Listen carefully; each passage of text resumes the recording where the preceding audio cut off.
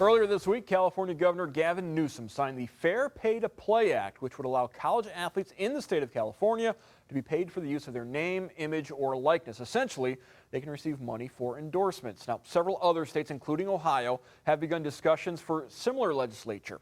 Ohio State Athletic Director Gene Smith is part of the working group in the NCAA who has been studying the issue and will present their findings to the Board of Governors later this month. My concern with the California bill, which is all the way wide open, monetizing your name, image, and likeness, is it moves slightly towards pay for play. And it's very difficult for us who are practitioners in this space to figure out how do you regulate that. So many of us, and maybe you and others, think about name, image, and likeness as it relates to the old school model. And that's not it. That's not it. It's the technology space, it's the digital space. How do we ensure that whatever we create is something that can be regulated?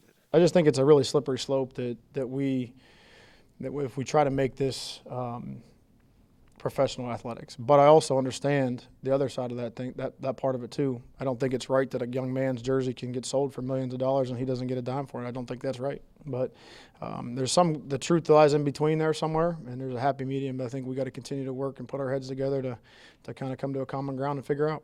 And I understand that it's very complex, and I think it's an exciting issue for student athletes. But I'm interested to see kind of where it goes and the talks that happen. And I do definitely think that there's opportunity out there for these guys. The NCAA has taken a long time to modernize. Cost of attendance took longer than it should have took. Paying postseason stipends for championships took longer than it took. We wanted to do this or talk about it a long time ago, but we had lawsuits hanging over our heads. So, yeah, you're exactly right. It's a large bureaucratic organization.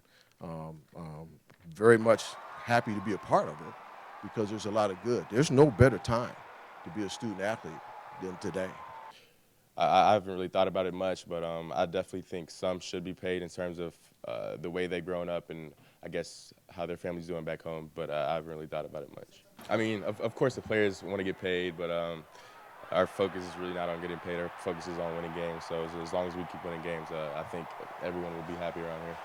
But we can't have a situation where we have schools and or states with different rules for an organization that's going to compete together. It can't happen. It's not reality. And so if that happens, then what we need is federal help to try and make sure that we create rules and regulations for all of our membership that are consistent. And if that doesn't happen, then we're looking at a whole new model.